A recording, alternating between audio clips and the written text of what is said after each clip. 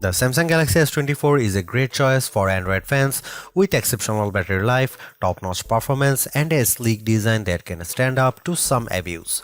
It's got almost enough features to be called Ultra, instead packed into a smaller phone that's easy to pocket and use one-handed. It has all the new Galaxy AI and Google Circle to search features, as well as Samsung's aging and overcomplicated software.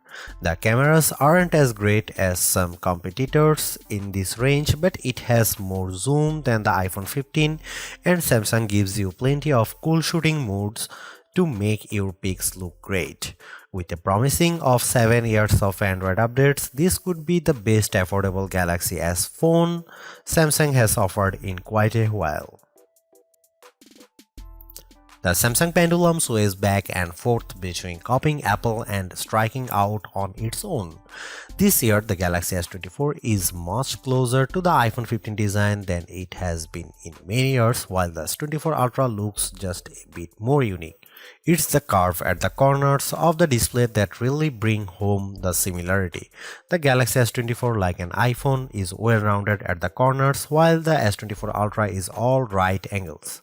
This is not a terrible thing, it just isn't very unique. At least Samsung has some nice colors this year. My review unit came in the cobalt violet color, which is very pretty but a little sad, like the stormy purple Apple once used on its iPhone.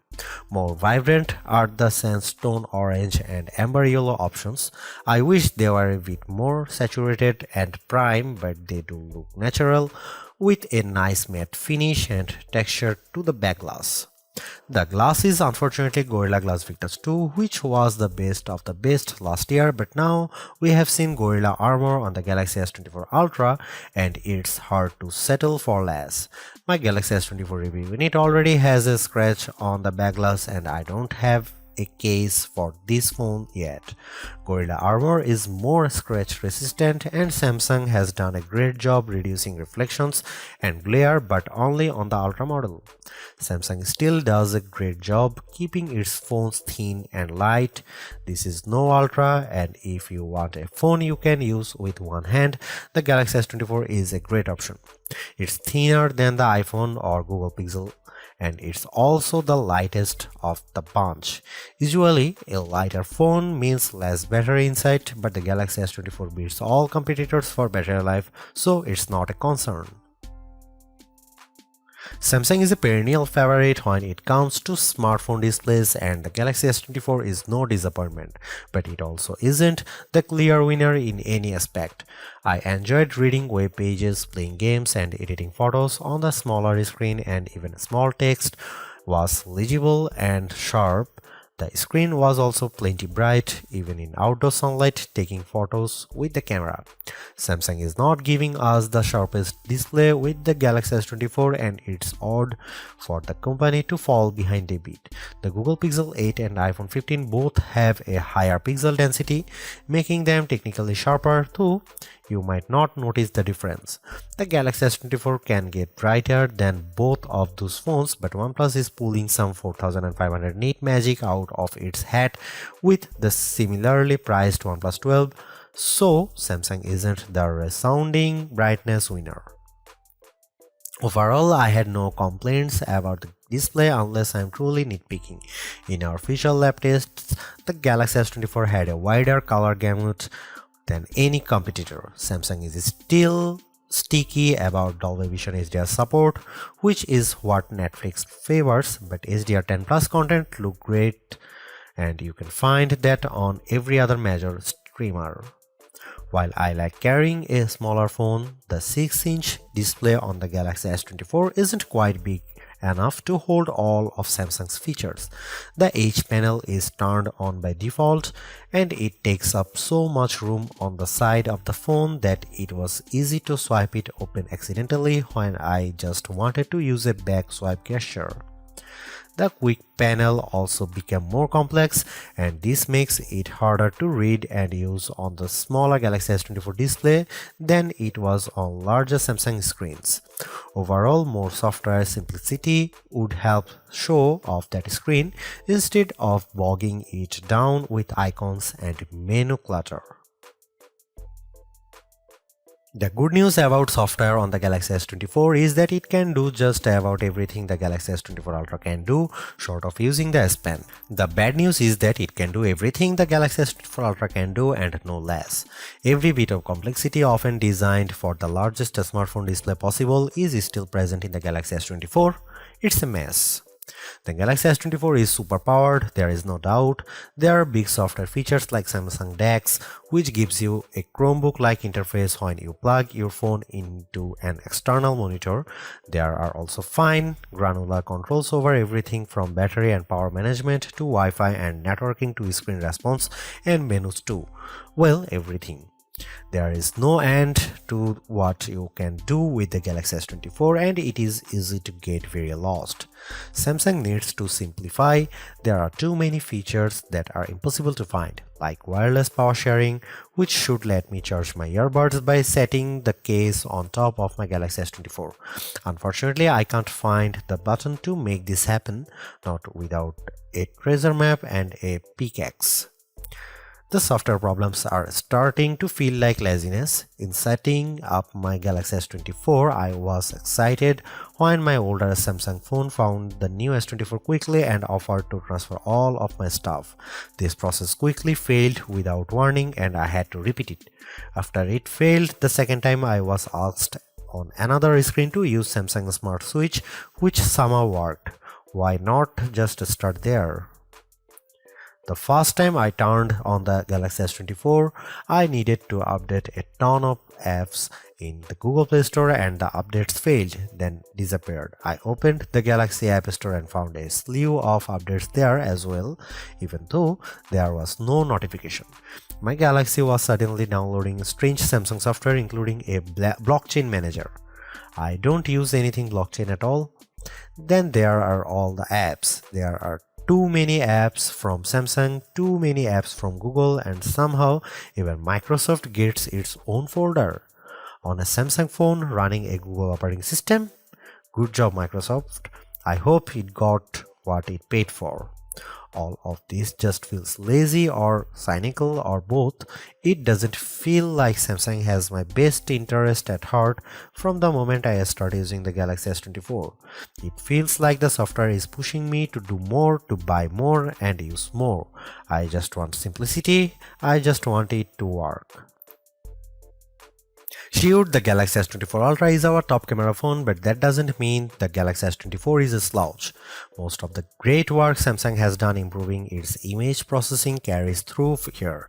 Photos I shot with the Galaxy S24 look better, more natural than photos taken with either the Galaxy S23 or my iPhone 15. You also get a real zoom lens with the Galaxy S24 and it helps a great deal. Having a real 3x zoom brings you closer to the field on the stage even if the zoom lens is paired to a awfully small sensor that produces images with more noise and blur than I'd like. No matter, neither the Pixel 8 nor the iPhone 15 has optical zoom around back and real zoom is always better than digital zoom, all things being equal. You might occasionally get better shots from the main camera on the iPhone 15 and the Google Pixel 8 does a better job with low light images, but the Samsung Galaxy S24 is much more versatile. I actually find Samsung's different camera modes like the food mode or the dual camera video recording mode to be fun and useful. My baked goods look detectable when I shoot them with the Galaxy and the dual cameras video is great for reaction shots with my kiddo. Samsung also brings a bunch of AI tricks into the camera both in the camera app and Samsung's image gallery. I wish there weren't two photo apps including Google Photos, but here we are. Unlike the Pixel, which gives you AI editing in Google Photos, Samsung keeps its Magic Editor software in the gallery. With Magic Editor, you can resize an object in your photo and move it around. You can erase the background entirely and replace it with something new. The phone will use AI to figure out what's happening in the foreground and match the new background appropriately. There is also a tool that adds more background to an image if you rotate it and end up with blank space. In practice, these are surprisingly useful. I like erasing spectators in the way when I am trying to see my kid on the field. The generative AI did a nice job without a heavy hand, and the results usually looked natural enough. I hope Samsung doesn't go too much further into creating fake imagery, but the Galaxy S24 will affix a watermark to images that have been edited using AI. Here you can see some camera samples.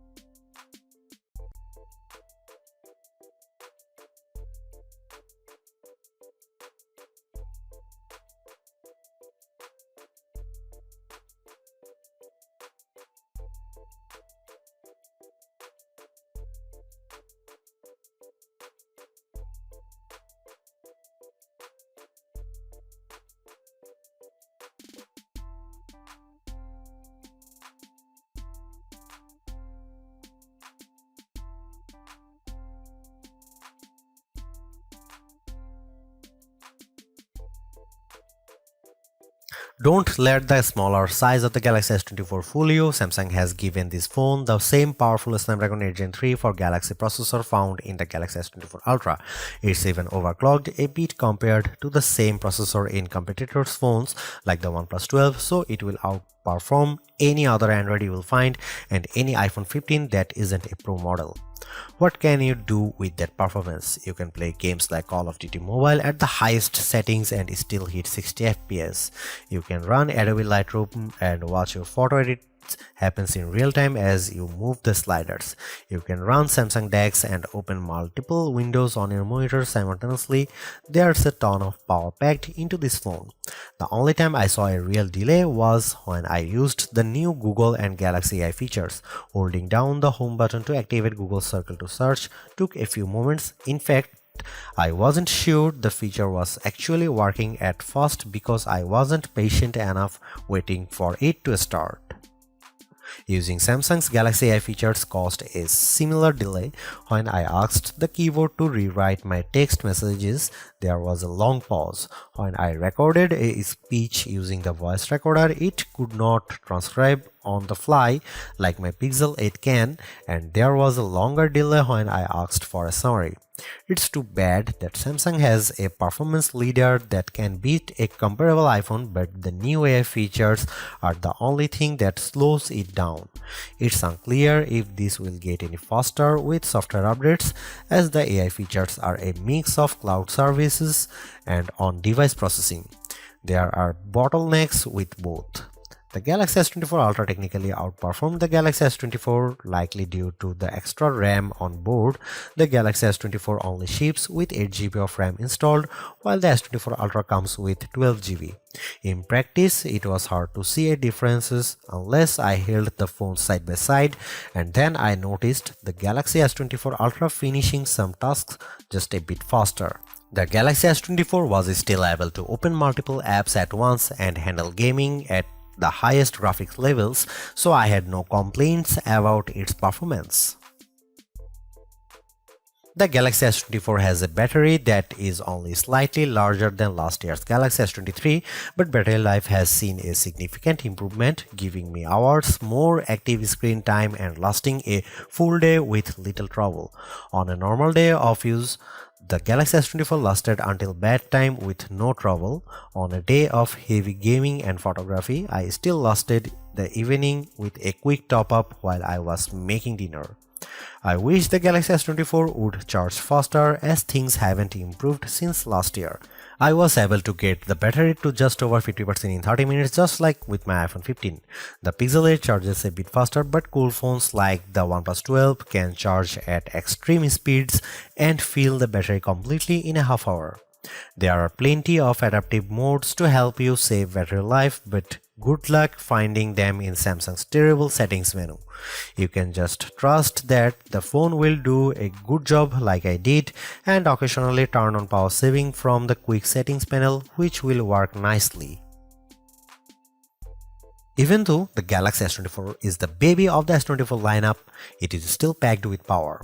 If the larger sizes of the S24 Plus and S24 Ultra don't appeal to you, but you don't want to miss out on the latest and greatest that Samsung has to offer, then the S24 is still a good buy. Galaxy AI is one of the big selling points of the entire lineup, and though I wouldn't quite say it's the reason to upgrade, some of the AI features do come in handy. I am mostly referring to Circle to Search and the generative photo editing tools, but the live translate and interpreter features will also be handy in a specific situation. And while the camera hardware hasn't changed, the software behind the image processing has definitely been fine-tuned. It's better now, in my opinion, with less burned into your retinas, vividness, and more realistic hues. There is also a lot to like about the new Snapdragon 8 Gen 3 for Galaxy chip, especially power efficiency. Even though the S24 only has a 4000 mAh cell, it has great battery life, all things considered. Plus, the performance with Android 14 and One UI 6.1 is fast, snappy, and responsive enough for pretty much anything you throw at it.